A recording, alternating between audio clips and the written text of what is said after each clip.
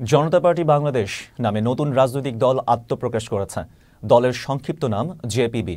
দলটির স্লোগান হল গর্বমোরা ইনসাফের বাংলাদেশ। আজ সকালে রাজধানীর একটি হোটেলে নতুন এ দলটির নাম আনুষ্ঠানিকভাবে ঘোষণা করা হয়। অনুষ্ঠানে দলের রূপরেখা, ভবিষ্যৎ পরিকল্পনা এবং নির্বাচনী প্রস্তুতি নিয়ে বিস্তারিত জানানো হয়। দলের চেয়ারম্যান হলেন চিত্রনায়ক ইলিয়াস কাঞ্চন এবং দলের সেক্রেটারি জেনারেল দায়িত্বে রয়েছেন জাতীয় প্রেস ক্লাবের সাবেক সভাপতি শওকত মাহমুদ। ভাইস চেয়ারম্যান হলেন সাবেক উপমন্ত্রী গোলাম সারওয়ার মিলন। এদিকে শেখ হাসিনা সরকারের পতনের পর এ পর্যন্ত দেশে প্রায় 2 ডজন নতুন রাজনৈতিক দল আত্মপ্রকাশ করেছে। আমরা নতুন রাজনৈতিক দলের নাম দিয়েছি জনতা পার্টি বাংলাদেশ। কেন রাজনীতিতে আসলাম সেটি একটু বলতে চাই।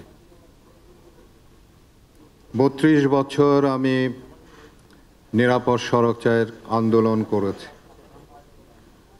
এই 32 বছরে যে কয়টা সরকারকে আমি পেয়েছি, সেই সরকারের তাদের কোনো রকমের সাহায্য সহযোগিতা পায়নি। না পাওয়ার জন্যে আমার নিরাপদ সড়ক আন্দোলন, যেটি 25 বছরে বাংলাদেশ স্বাধীন হয়েছে, কিন্তু 32 বছরে নিরাপদ সড়ককে আমি বাস্তবায়ন করতে পারিনি। আমি যেটুকু জানি,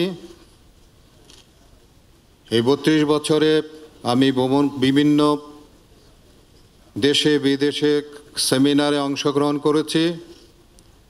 সেই সেমিনারে অংশগ্রহণের মাধ্যমে আমি যেটুকু জানতে পেরেছি সেটি হলো যে সরকারের সহযোগিতা ছাড়া, তাদের সহযোগিতা ছাড়া এটিকে বাস্তবায়ন করা সম্ভব নয়।